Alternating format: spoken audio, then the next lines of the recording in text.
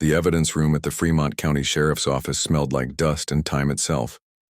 Boxes of old cases were stacked from the floor to the ceiling, each one holding memories of crimes that had never been solved. Detective Amanda Walsh pulled on a pair of latex gloves and walked over to box number 1991-27. Its cardboard was worn and soft, the edges marked with the faded handwriting of a long-retired investigator. The fluorescent lights above buzzed loudly, casting sharp shadows across the room. Inside the box, waiting after more than 30 years, was a burgundy wool jacket sealed in a plastic bag. This was the jacket that had belonged to 19-year-old Sarah Crowfeather, the last piece of clothing she wore on the night she died. Walsh had specifically requested this evidence because the Wyoming State Crime Lab had finally received new STR DNA technology.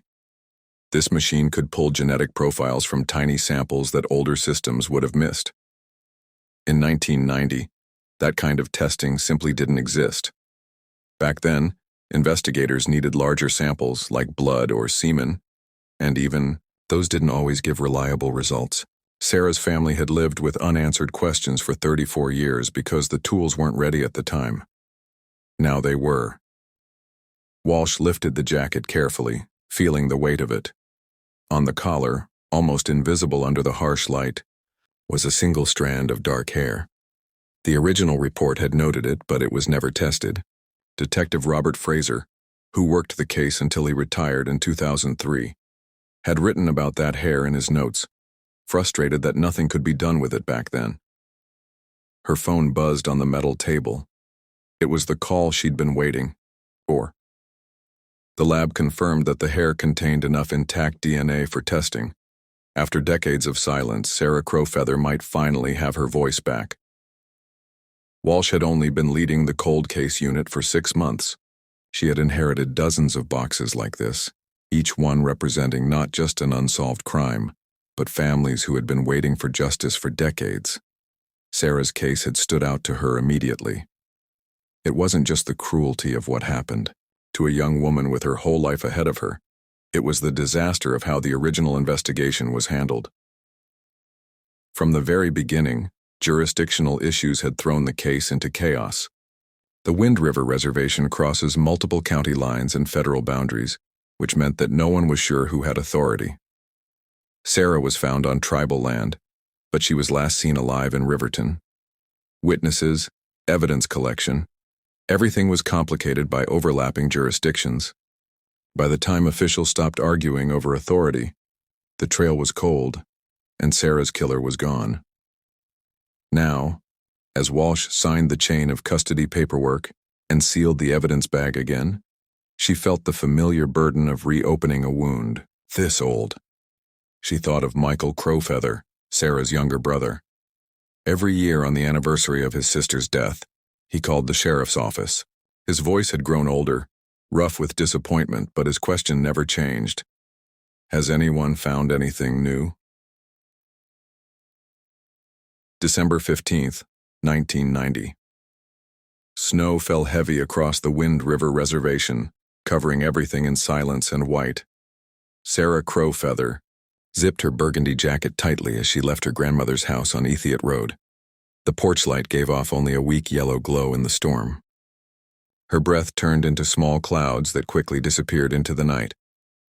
Her grandmother, Eleanor, watched her walk to her old Chevy pickup from the kitchen window.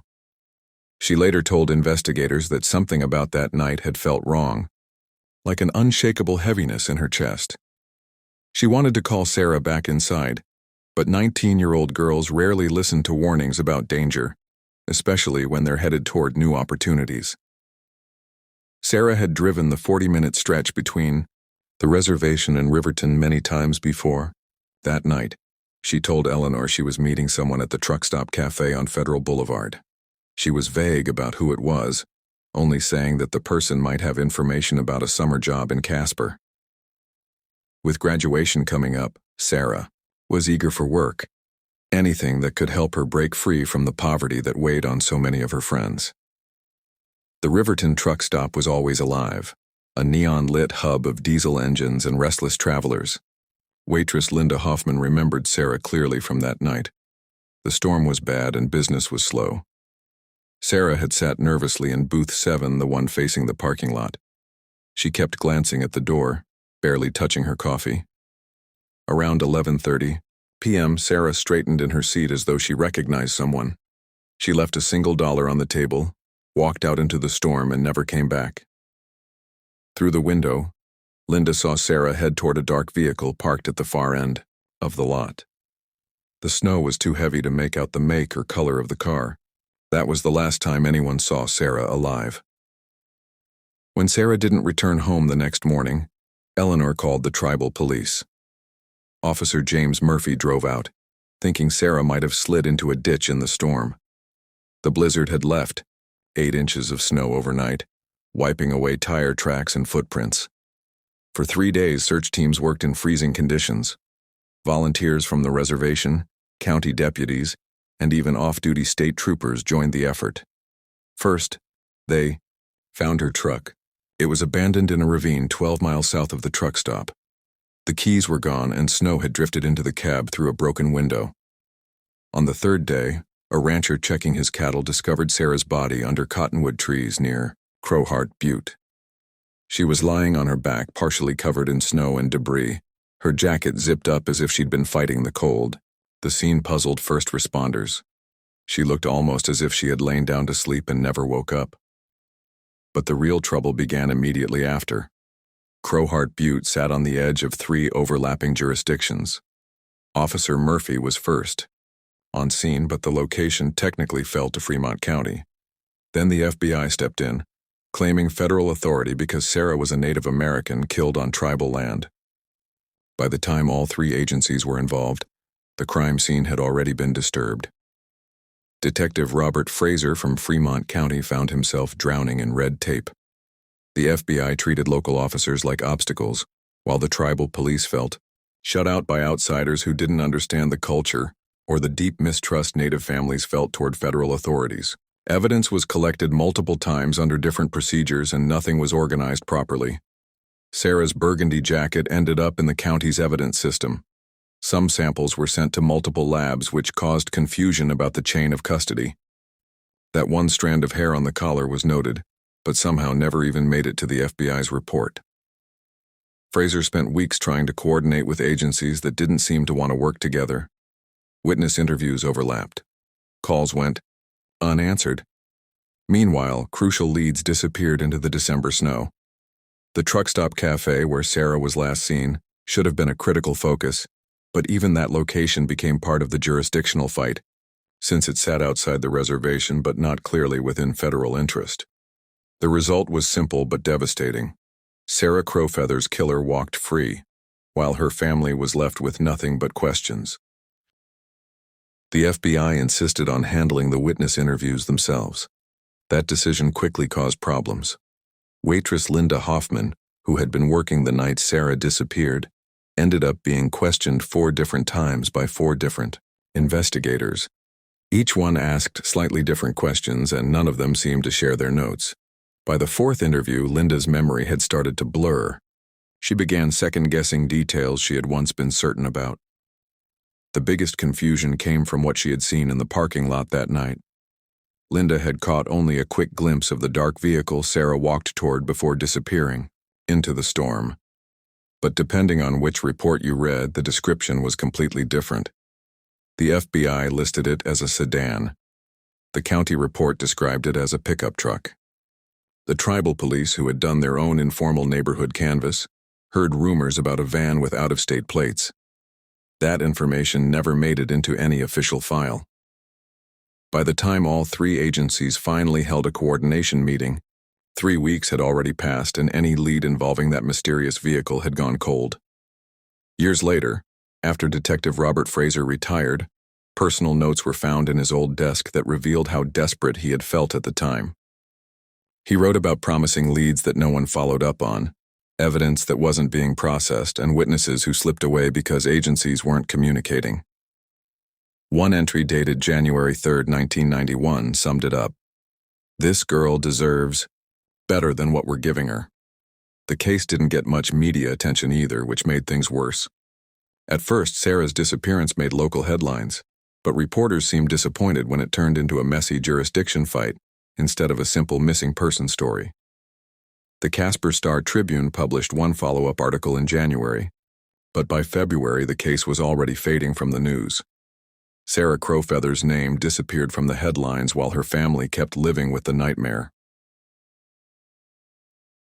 Michael Crowfeather was 17 when his sister was killed.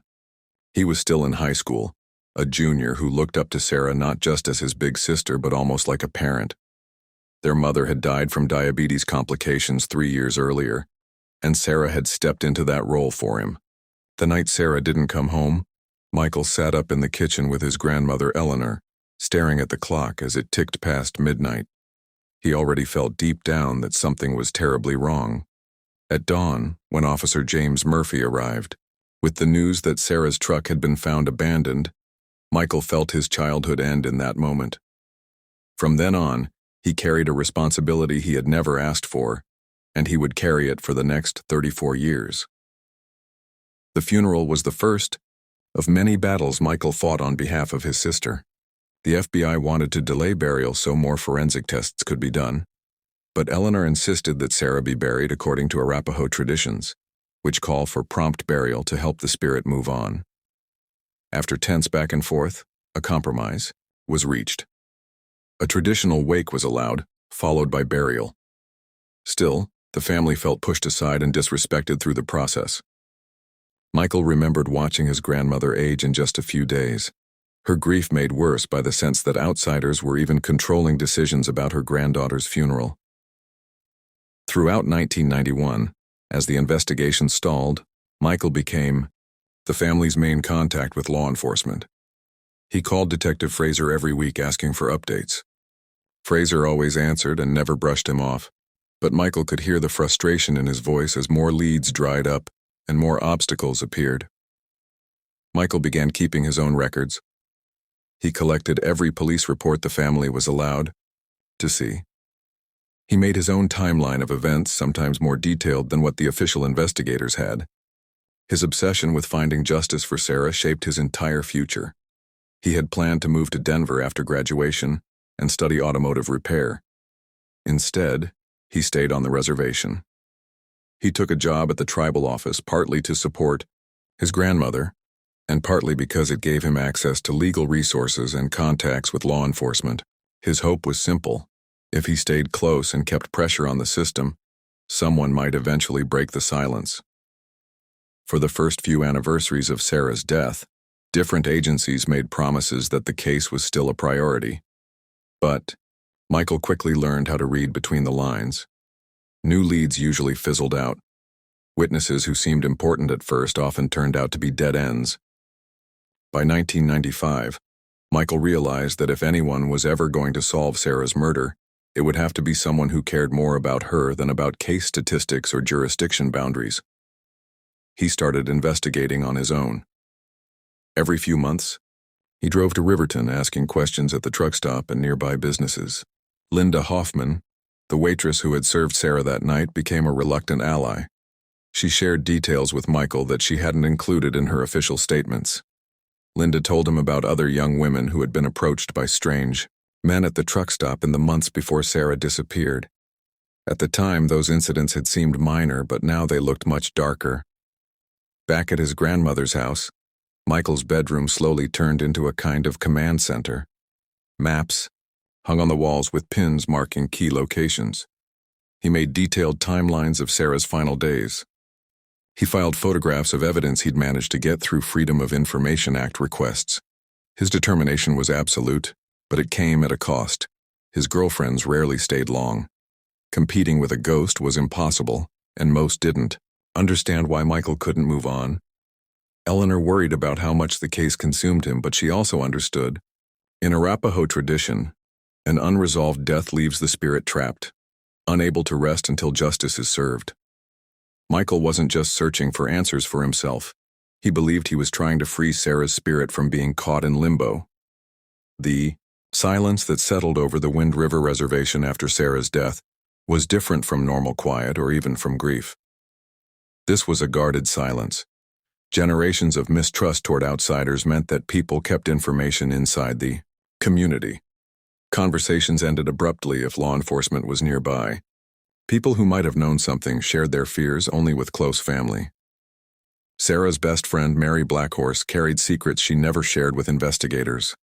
Mary and Sarah had worked together at the Tribal Cultural Center, and Sarah had confided in her about receiving strange phone calls in the weeks before her death. Someone had been calling at odd hours, asking about her schedule, claiming to have information about a job opportunity in Casper. Sarah had also said she sometimes felt watched when walking home after dark. But when FBI agents interviewed Mary, she said almost nothing beyond general details about Sarah's character and habits. Mary's silence wasn't out of disloyalty. It came from history. Her grandfather had been forced into a boarding school where speaking Arapaho was punished with beatings. Her father had seen federal agents arrest tribal members on shaky charges in the 1970s. And Mary herself had been treated with disrespect by law enforcement. When the FBI interviewed her, they mispronounced her name, showed no understanding of tribal customs, and treated traditional beliefs as superstition. After that, she kept the deeper truths to herself. Other community members had their own pieces of information but kept quiet. Robert Quinn, who worked at a gas station, remembered a man with Colorado plates asking for directions to the truck. Stopped 2 days before Sarah vanished. The man seemed aggressive and he pressed for information about local college students. The encounter had felt wrong enough that Robert told his wife about it later, but he didn't report it to authorities. Dorothy Burns, a respected elder, experienced a vision about Sarah's death. She believed it was a warning that someone from outside the community had harmed her. But Dorothy knew better than to share spiritual insights with federal investigators. She'd seen how agents dismissed or mocked tribal spiritual practices before. Even during this case, FBI agents interrupted traditional ceremonies and treated them as meaningless rituals. Dorothy chose silence. The most painful silence came from teenagers who had seen Sarah around Riverton in the weeks before her death. Some of them even knew small details about her final days, but they were too scared of law enforcement to step forward. 16-year-old Jessica Laurent had been working at a convenience store when she overheard Sarah talking on a payphone. Sarah had mentioned meeting someone who claimed to have job connections in the oil industry. Jessica remembered how Sarah looked both excited and nervous, constantly glancing over her shoulder as she spoke. But Jessica never told investigators. Her own experiences with police had been negative, and her parents warned her not to get involved. They didn't want law enforcement attention drawn to their family. The divide between investigators and the local community showed most clearly when agents tried to piece together Sarah's personal relationships. Federal officers approached her friends and family the way they would in any other case. Friends were treated as possible suspects, and relatives were seen mainly as sources of evidence. What they failed to recognize was that life on the reservation worked differently. Extended kinship networks shaped everything, and many relationships didn't fit neat categories like friend or dating.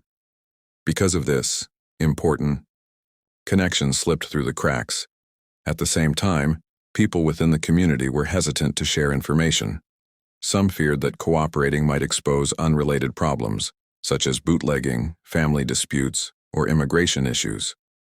Even those who genuinely wanted Sarah's killer caught didn't want to bring official attention onto themselves or their loved ones. The heavy-handed way investigators questioned people only made things worse. Instead of building trust, it created a defensive atmosphere that pushed the community to protect itself and stay quiet. Detective Robert Fraser felt this wall of silence more than anyone. By the summer of 1991, his frustration had grown into near desperation. His case files were thick with tips that went nowhere, witness statements that contradicted each other, and forensic reports that left more questions than answers. One of the most promising pieces of evidence, a single hair found on Sarah's jacket, was tested using the limited DNA technology of the time. But the results came back vague, giving only basic markers that couldn't be matched in any database. Fraser pushed for more advanced testing, but the process moved slowly. Budget problems and higher priority cases kept Sarah's evidence sitting in lab queues for months. His personal notebooks from that period show how deeply he understood the case had been mishandled from the start. Vital evidence had been contaminated. when multiple agencies stumbled over each other at the crime scene. Tire tracks near Sarah's abandoned truck were destroyed during early searches, long before casts could be made. Fingerprint evidence inside the truck was of little use since it was filled with Sarah's prints and those of her family, making it nearly impossible to tell if an outsider had left any behind. Fraser also chased reports of a mysterious car seen at the truck stop, but conflicting witness statements made it impossible to pin down. Some described a dark sedan, but details kept changing with each retelling, often shaped by leading questions from different investigators. By June, Linda Hoffman, the key witness, could no longer even say with confidence what kind of vehicle she had seen. Phone records proved just as frustrating. In 1990, investigators needed court orders for detailed logs, and by the time Fraser got permission, too much time had passed. Records showed calls to Sarah's number from different payphones, but without caller ID, the origins were impossible to trace. Fraser even went so far as to visit payphone locations himself, asking if anyone remembered seeing a repeat caller. Not a single lead came from the effort. As months dragged on, Fraser's relationship with federal agents soured. The FBI had shown strong interest early on, but once the case failed to produce quick results, they lost momentum. Agents were reassigned to drug cases, which drew more political pressure and produced higher clearance rates. That left Fraser working nearly alone, constantly fighting to secure the resources needed for Sarah's case. The strain took a heavy toll on his personal life. His wife grew tired of hearing about the case during dinner every night, calling his obsession unhealthy. His partner eventually asked to be reassigned, fed up with Fraser's refusal to let the case go. Even his supervisor encouraged him to focus on newer cases that had better chances of being solved. But Fraser couldn't bring himself to abandon Sarah. By 1992, he had followed every lead he could find. He interviewed more than 60 possible witnesses, chased dozens of dead-end tips, and explored theories ranging from random violence to links with organized crime. His office wall was covered by a massive evidence board, filled with photos, notes, and red string connecting names and timelines. Yet no clear picture emerged. To anyone else, it looked like chaotic artwork, a visual record of thousands of hours of effort that had failed to point to a suspect. His final push came in early 1993, when he convinced his department to request a psychological profile from the FBI's Behavioral Analysis Unit. The profile suggested Sarah's killer was probably a white male between 25 and 45 years old. He likely knew the area well enough to move around the reservation, but didn't have close ties to the community. While this seemed to confirm what Fraser already suspected, it provided no real leads. Decades later, the case found new life. Detective Amanda Walsh stood inside the Wyoming State Crime Lab, watching forensic analyst Dr. Jennifer Romano work on that same single hair that had clung to Sarah's jacket for 34 years. This time, advanced DNA technology was being used, far more powerful than anything available in 1990. The hair itself was only about 3 inches long, dark brown with a slight wave. Under a microscope, Dr. Romano confirmed the root was intact, meaning it held the cellular material needed for DNA extraction. Remarkably, the hair had been stored well, avoiding the damage that had ruined so many other pieces of evidence over the years. Credit for that went back to Fraser's original crime scene technician, who had carefully preserved items that others might have overlooked. As Dr. Romano explained the process, her hands moved with steady precision. The STR test would examine specific points in the DNA, creating a unique genetic profile. Modern equipment could work with as few as 50 cells, an incredible improvement over the crude tests of the early 1990s, which required blood or semen, and often still came back inconclusive. The extraction itself took 6 hours. Walsh spent the time pacing the hallways, checking her phone again and again. She had already spoken with Sarah's brother, Michael Crowfeather, the day before, telling him that testing was underway. Now 51 years old, Michael carried the full weight of his family's search for justice. His grandmother Eleanor had died 5 years earlier, never knowing the truth. Every time Walsh spoke, with him she could hear both hope and exhaustion in his voice. Then came a surprise. As Dr. Romano prepared the sample, she discovered that the hair not only held nuclear DNA in its root, but also mitochondrial DNA in the shaft. This meant there were two separate pathways for identification. The nuclear DNA could identify the exact individual, while the mitochondrial DNA, passed down maternally, could link to an entire family line. When the profile was complete, Dr. Romano uploaded it to CODIS, the National DNA Database. What had once been tiny in the 1990s had since grown into millions of profiles, solving thousands of cold cases. Walsh watched closely as the screen displayed the case entry: Wyoming Cold Case, 1991, 27A. The system began scanning for a match, a process that could take minutes or hours. At 4:17 p.m., the breakthrough came. Romano's computer chimed, and a results file appeared. Walsh leaned in, her pulse racing. The DNA didn't match any known convicted offender, but it did show strong similarities to someone already in the system. A familial match. For the first time in more than 3 decades, Sarah Crowfeather's case had a new lead. The DNA search brought back something no one expected. It wasn't a direct match, but the system flagged a familial link. The genetic profile from the hair on Sarah's jacket shared enough markers to suggest a close blood relationship, possibly a sibling, parent, or child of whoever left it there. That lead pointed to Thomas Weber, a 43-year-old construction worker from Denver. His DNA had been in the CODIS system since his arrest for domestic violence in 2018. The match didn't mean Thomas himself was the source, but rather someone closely related to him: his father, brother, or grown child. Detective Walsh spent the next day digging into Thomas Weber's family history. Public records showed a complicated family tree spread across several states. Thomas was born in Colorado but raised in Utah after his parents divorced when he was 8 years old. His father, David Weber, worked in the oil fields during the 1980s and 1990s, a job that meant constant travel and temporary housing near drilling sites. The real breakthrough came when Walsh discovered that David Weber had worked for Texaco as an equipment operator between 1987 and 1994. Employment files, obtained with a subpoena, confirmed he had been stationed at several drilling sites in Wyoming in 1990. Many of those sites were within 100 miles of the Wind River Reservation. His schedule frequently sent him to supply depots and rental yards in Riverton, putting him right in the area when Sarah disappeared. But excitement quickly turned to frustration. David Weber had died in a construction accident in 2003. If he was the killer, he had taken that truth to his grave, beyond the reach of justice. Investigators would now have to build a case around a dead man. Walsh pressed further into David Weber's background. The picture that emerged was unsettling. He had 2 arrests for soliciting prostitutes in different states. His work history showed unexplained gaps that lined up with police investigations into sexual assaults in Utah and Colorado.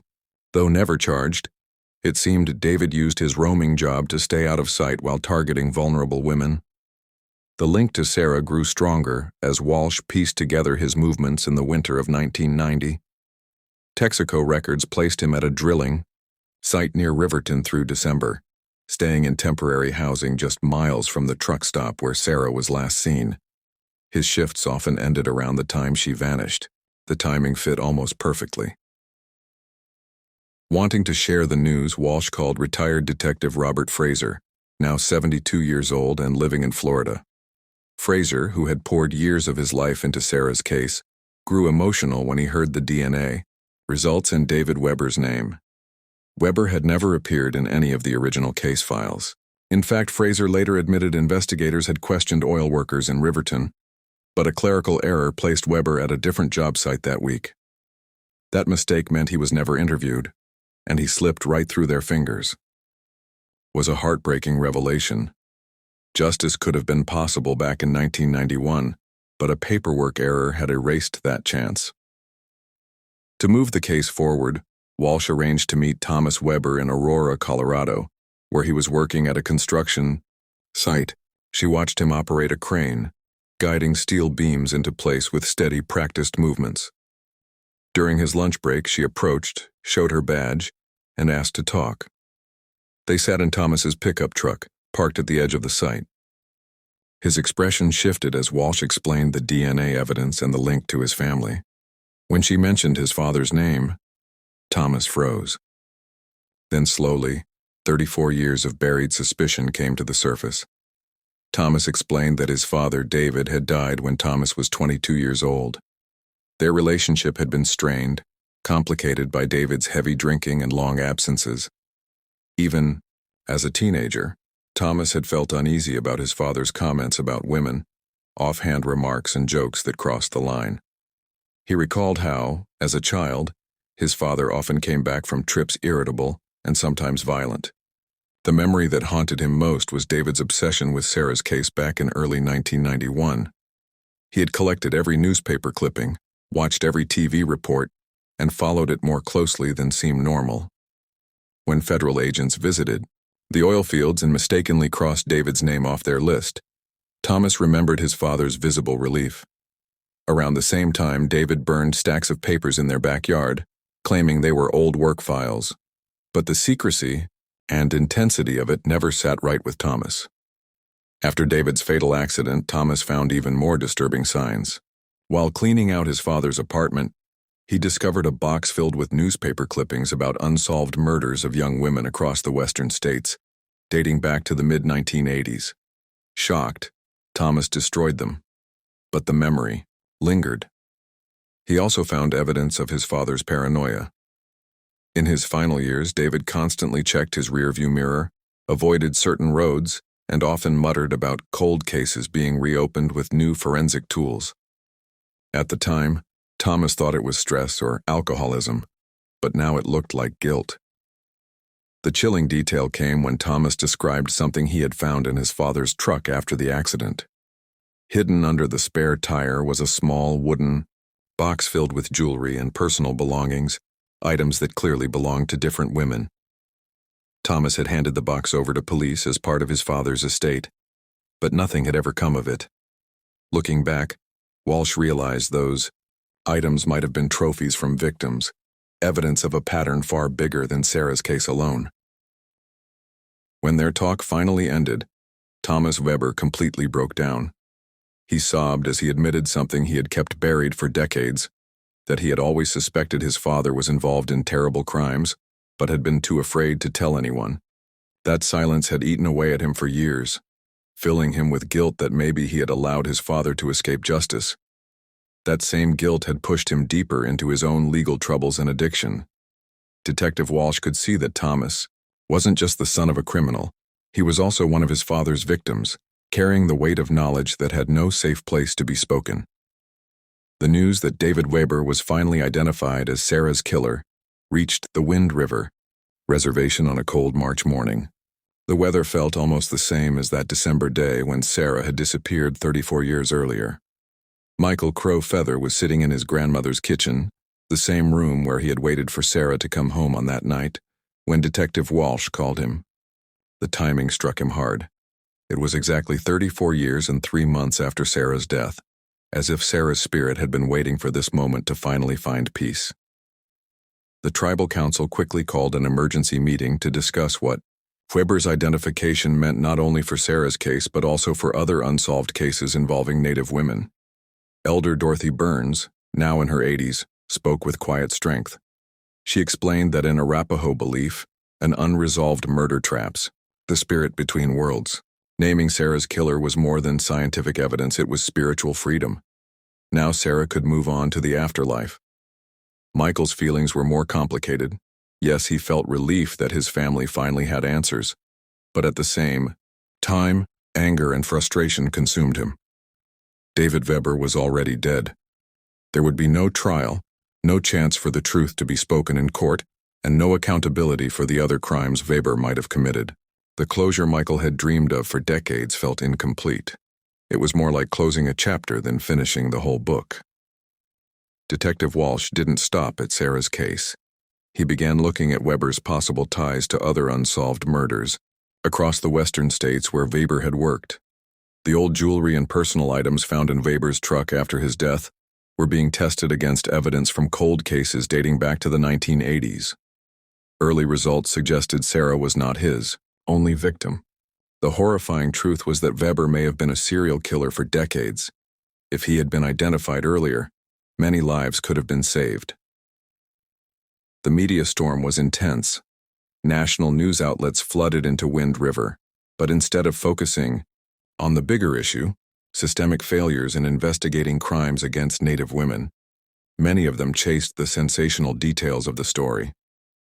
Michael found himself reluctantly stepping into the role of spokesperson, trying to shift the attention toward the real problem, how Weber was able to target Native women without being caught for so long. Soon, the federal authorities made a major announcement. They launched a full review of cold cases involving Native American women in the areas where Weber had lived and worked. The investigation revealed at least 6 other murders that looked strikingly similar to Sarah's. Each case involved young Native women who disappeared after being approached by strangers offering them jobs. It became clear that Weber had deliberately targeted Indigenous women, knowing that their cases often received less attention from both law enforcement and the media. After the case closed, Sarah's remains were reburied with full traditional Arapaho customs. This time the rituals were completed properly. At sunrise on a hill overlooking the reservation, the community gathered to honor Sarah's memory. Elder Dorothy Burns offered prayers in the Arapaho language, asking the spirits to welcome Sarah home and to guide families of other missing loved ones still waiting for justice. The end of Sarah's case also brought bigger conversations. Advocates pointed out how Sarah's murder had been solved not because of, but in spite of, the complicated jurisdictional rules that so often block investigations on tribal lands. Reform groups pushed harder than ever for stronger cooperation between federal, state, and tribal law enforcement. Many believed that if proper systems had been in place decades earlier, Sarah's killer could have been caught long before he claimed more victims. For Michael Crow Feather, now 51 years old and a grandfather, this moment marked both an ending and a beginning. With Sarah's case finally resolved, he turned his energy toward helping others. He founded an organization dedicated to supporting the families of missing and murdered Indigenous women. By sharing Sarah's story, he showed that persistence and advances in technology could eventually bring answers. The foundation gave other families tools to navigate the painful and complicated path toward justice. When Sarah was reburied, Michael stood at her grave as the morning sun rose over the mountains. These mountains had silently witnessed her last hours 34 years earlier. For the first time since her disappearance, he felt a deep peace. The questions that had haunted him for most of his life finally had answers. Sarah's spirit could now rest, but Michael's mission would not end. He knew he had a responsibility to protect other women and to make sure no family endured the decades of suffering his family had faced. Sarah's memory would continue, not as just another unsolved tragedy, but as a light of hope. Her story proved that even when justice is delayed, it must never be denied.